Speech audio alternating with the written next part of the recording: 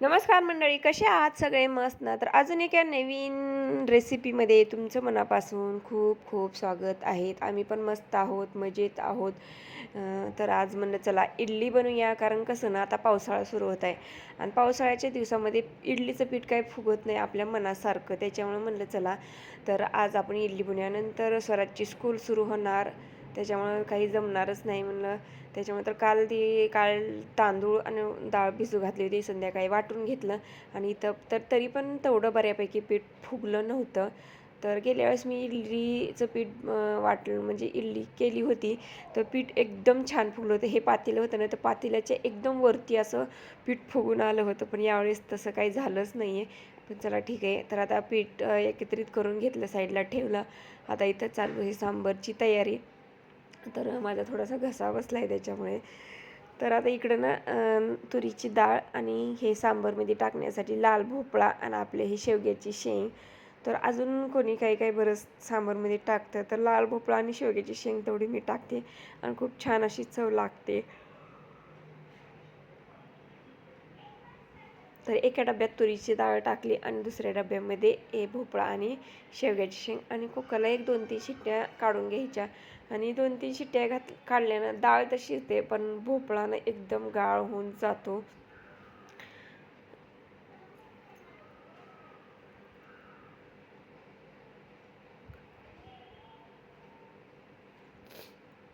तर इडलीचं कसं ना, आदल्या दिवशी दिवसभर त्यामध्ये भिजत घाला, वाटा, त्याची भांडे वेगळी. दुसऱ्या दिवशी अजून इडली करा, पुन्हा सांबर, चटणी, त्याचे भांडी वेगळे. अजून दिवसभर त्याचा राडा सुरूच राहतो. सकाळी नाश्त्याला इडली, दुपारी जेवणामध्ये डोसे, संध्याकाळी अजून 4 वाजता डोसे वगैरे इडली काहीतरी. म्हणजे हे दिवसभर चालूच राहतं इडलीचा राडा. तर आता इथं डाळ मस्त अशी शिजली आहे, गाळ एकदम झाली आहे. तर त्यामध्ये थोडीशी हळद आणि मीठ टाकून डाळ मी एकदम घोटून असं एकत्रित करून घेते आणि नंतर मग आपण सांबारच्या तयारीला लागूया. आणि बरेच दिवस झालं ना, आता एक महिना होत आला असं मी काही चॅनलवरती व्हिडिओ अपलोड केला नाही, त्याच्यामुळे तर म्हणलं चला आता इथून पुढे अजून सुरुवात करूया नव्यानं सुरुवात म्हटल्यासारखं. कारण कसं ना, खूप गॅप झाला आहे. चॅनलवरती व्हिडिओ अपलोडच केले नाही, शॉर्ट टाकले पण लॉंग व्हिडिओ टाकलाच नव्हता. तर इथे चालू आता सांबारची तयारी. टमॅटो, लसूण, थोडीशी चिंच, गूळ, कढीपत्ता, कोथिंबीर, हा आपला मसाल्याचा डब्बा. तर आता गूळ आणि चिंच मी भिजत घालते, म्हणजे कसं ना आपल्याला जे चिंचेचा कोळ आहे तो नंतर आपल्याला सांबारमध्ये टाकूया. तर आंबट गोड असं हे सांबार खूप छान लागतं. थोडीशी चिंच टाकायची, थोडासा गूळ टाकायचा. तर इथं कढई ठेवली आहे, त्यामुळे मोहरी, जिरं, लसूण, कढीपत्ता सगळं टाकून घ्यायचं आणि टमॅटो टाकून एकदम टमॅटो असा विघरेपर्यंत, म्हणजे टमॅटो एकदम गाळगाळ करून घ्यायचा आपल्याला तेलामध्ये.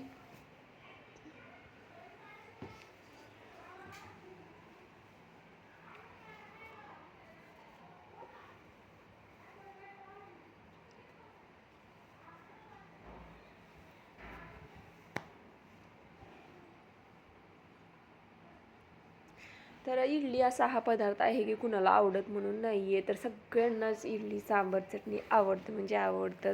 कारण कसं ना, त्याला मेहनत पण तेवढीच आहे इडली करण्यासाठी. आता सगळं मी आलं, लसूण, कढीपत्ता, मोहरी, जिरे, टमॅटो टाकला आणि आता टमॅटो एकदम असा आपल्याला तेलामध्ये शिजू द्यायचा. थोडंसं हिंग टाकलं मी, चिमूटभर हिंग टाकून घेतलं. थोडंसं लाल तिखट आणि सांबार मसाला आपला.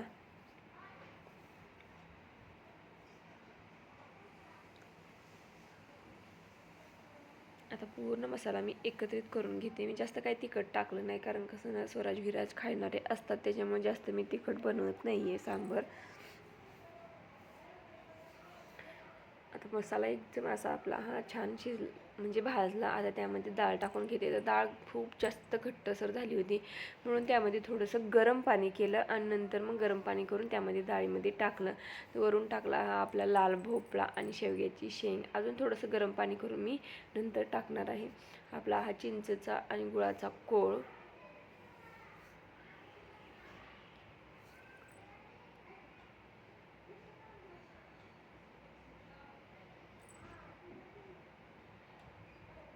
वरून चवीपुरतं मीठ टाकायचं आपल्याला, कारण मी डाळीमध्ये मीठ टाकलं त्याच्यामुळे थोडंसंच मीठ टाकणार आहे. तर चवीपुरतं मीठ टाकून नंतर वरून थोडीशी कोथिंबीर भरभरून घ्यायची आणि मंद आचेवरती आपलं हे सांबार शिजवू द्यायचं. म्हणजे एक एक उकळी काढून घ्यायची सांबारला. तर मस्त असं हे सांबार एकदम टेस्टी झालं. वासानंच असं मला नाही का वासच एकदम टेस्टी येतो आहे. आता इकडे सांबार मंद आचेवरती शिजते तोपर्यंत चला आता इकडं लावूया आपण इडलीचं भांडं. तर आता इडलीच्या भांड्यामध्ये पाणी टाकून पाणी उकळत ठेवते आणि नंतर हे आपले इडलीचे जे स्टँड आहे त्याला तेल लावून घेते मी.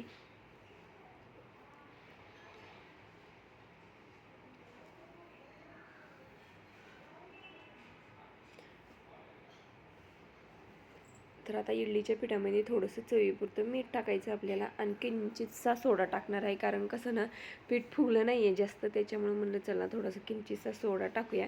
तर हे बघा एकदम चिमटभर असा मी सोडा टाकला आहे, कारण कसं इडली आपल्या फुगत्या म्हणून त्याच्यामुळे.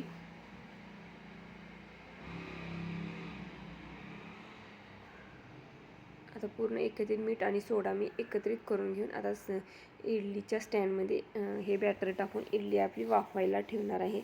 तर आता सांबार झालं, इडली झाली.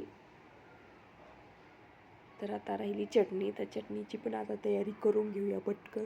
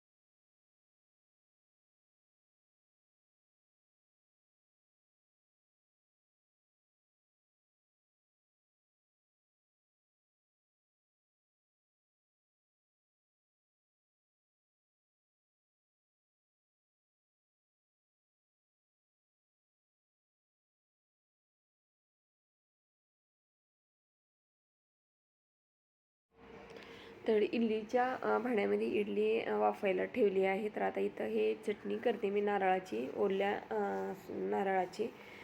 तर नारळनं फोडून घेतलं आणि खिसून घेतलं, कारण कसं ना माझ्या ह्या भांड्यामध्ये ना असे तुकडं करून घेतले तर वाटतच नाही, त्याच्यामुळे मग मी खिसून घेते आणि पटकन असं एकदम एकदा फिरवलं ना मिक्सरला लगेच बारीक होऊन जातं.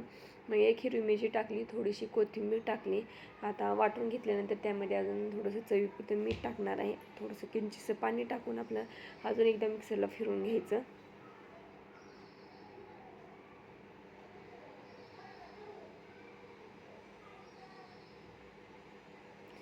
तर चटणी आपली वाटून झाली आहे. आता चटणीला तडका द्यायचा आहे. तेल टाकले 1 चमचा, त्यामध्ये मोहरी, थोडंसं जिरे आणि कढीपत्ता टाकून मस्तपैकी असा हा चटणीला तडका दिला आहे. तर आता इकडे चटणी होते तोपर्यंत इकडं आपली आता ही इडली पण एकदम छान शिजली असेल, वाफली असेल. मंद आचेवरती म्हणजे छोट्या गॅसवरतीच मी इडली ठेवली होती.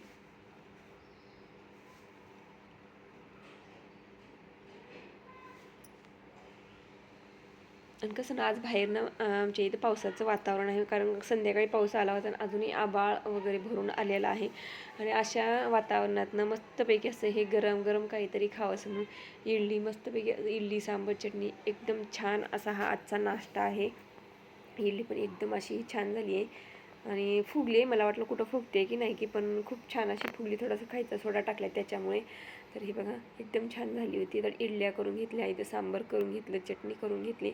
आता सगळ्यांना मी नाश्त्याला देते, सगळ्यांना म्हणजे विराजला, स्वराजला नाश्त्याला देते. नंतर मग मी पण नाश्ता करते. तर या सर्वजण नाश्ता करायला. तर कशी वाटली इडलीची रेसिपी? आवडली असेल तर नक्कीच लाईक करा, शेअर करा. आणि जे कोणी आपल्या चॅनलवरती नवीन असतील आणि सबस्क्राईब केलं नसेल तर प्लीज प्लीज प्लीज सबस्क्राईब करायला विसरू नका. तोपर्यंत सगळ्यांना बाय बाय. अजून एका नवीन अशाच व्हिडिओमध्ये भेटूया.